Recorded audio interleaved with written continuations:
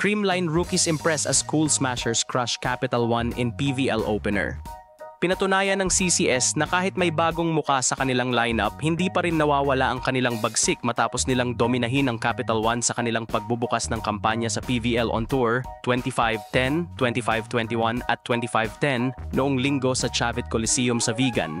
Bukod sa muling paghahari ng kanilang mga veteranong sina Gemma Galanza, Michelle Gumabao, Pangs Panaga at Alisa Valdez, standout din ang debut ng kanilang dalawang bagong recruits na sina Sheena Toring at Nika Celis, mga rookies na agad pinuri ng kanilang captain na si Valdez.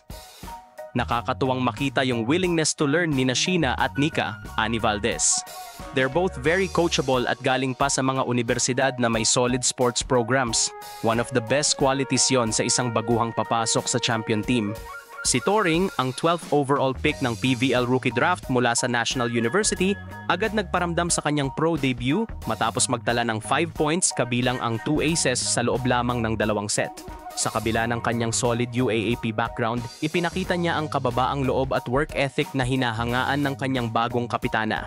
Talagang hard worker siya, dagdag pa ni Valdez. Di mo aakalain na galing siya sa winning program kasi ang bait at sipag. Samantala, si Celis na galing sa UP bagamat walang makulay na UAAP record, ay nagpakita ng matinding determinasyon na makipagsabayan sa isang championship caliber team.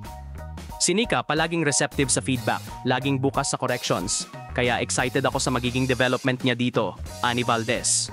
Sa kabuuan ng laban, pinangunahan ni Galanza ang scoring ng Creamline na may 12 points at 8 digs. Sumunod si MG na may 11 points habang si Panaga ay nagtala ng 10, kabilang ang 3 blocks. Si Valdez naman ay kumamada ng 9 points, 6 digs at 5 excellent receptions, habang si setter Kyle Negrito ay gumawa ng 19 excellent sets. Bagamat bahagyang ginulo ng Capital One ang momentum ng Cool Smashers sa second set at umabante pa ng 19-17, agad itong sinagot ng core ng Creamline. Isang quick attack mula kay Toring at isang successful challenge sa spike ni Valdez ang nagtulak sa kanila sa 2-0 set lead.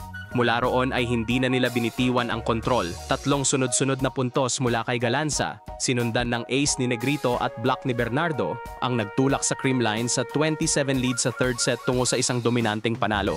Sa kabilang banda, hindi nakabuo ng double-digit scorer ang Solar Spikers. Nawala ring serbisyo ni top rookie Bella Belen at Leila Cruz dahil sa national team duties. Pinangunahan ni Rovi Estrella ang scoring para sa Capital One na may 7 puntos. Sa pagbubukas pa lang ng kanilang kampanya, malinaw na pinapakita ng Creamline na hindi sila basta-basta, lalo na ngayong nadagdagan sila ng mga batang atleta na hindi lang may talento kundi may tamang ugali at mindset. Kung magtutuloy-tuloy ang ganitong synergy sa pagitan ng veterans at rookies, magiging mas lalong mapanganib ang reigning queens ng PVL.